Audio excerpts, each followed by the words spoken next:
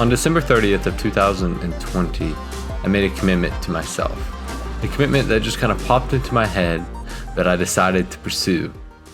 I decided I would read the whole Bible in a year, which I had done before, but this time I would make a video about it every day. And on December 31st, after 24 hours of deliberation, I decided I would keep that promise to myself throughout the year. That's actually what this series was birthed out of, almost a last-minute decision that came from a hope that one day I would make consistent YouTube videos. I'm currently a filmmaker.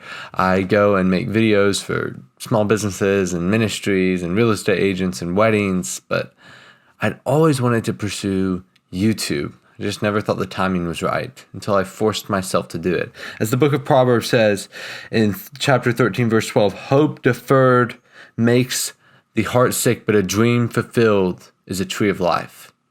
See, I'd put my hope in one day starting and pursuing YouTube.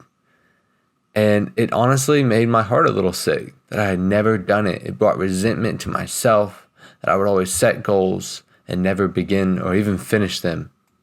But this series has taught me something. It's taught me it doesn't matter the amount of people that watch, but who you're making the videos for. I just want to work for Jesus. That's what I believe I'm doing in this series.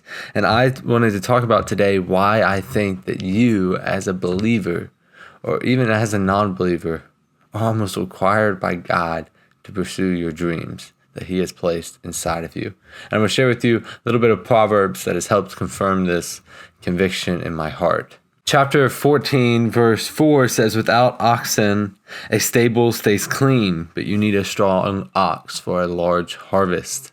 A lot of the Proverbs can be riddles. And if you think about this proverb literally, then he's telling us that if we want to harvest something that's really cool in our life, there's going to be some crap that comes with it. And I think that's what happens to many people when we start a dream, is we see this large field and we imagine a big harvest that's going to come from it, all the great things that will come along, but we don't really imagine us scooping the crap out of the stable.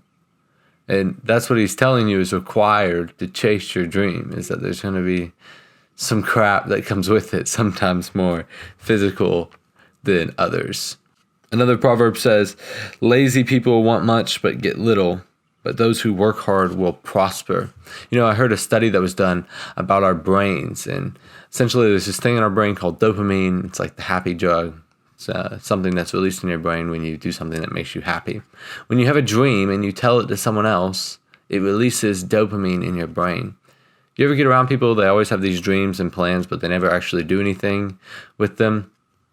Well, that's probably because they're just telling all these people about it. It makes them happy. But if you never tell anyone your dreams, then what does that force you to do? It forces you to actually do them, because the only way that you're going to get that dopamine is if you accomplish something. And you're not accomplishing anything by just talking to a lot of people about your desires and dreams. I'm not discouraging it that you should just be completely silent and never tell anyone what you're doing. But what I am saying is that if you're spending more time telling people about how awesome your dream's going to be than actually working on it, then you're probably going to get nothing. My final piece of encouragement is Proverbs 16, verse 9. We make our plans, but the Lord determines our steps.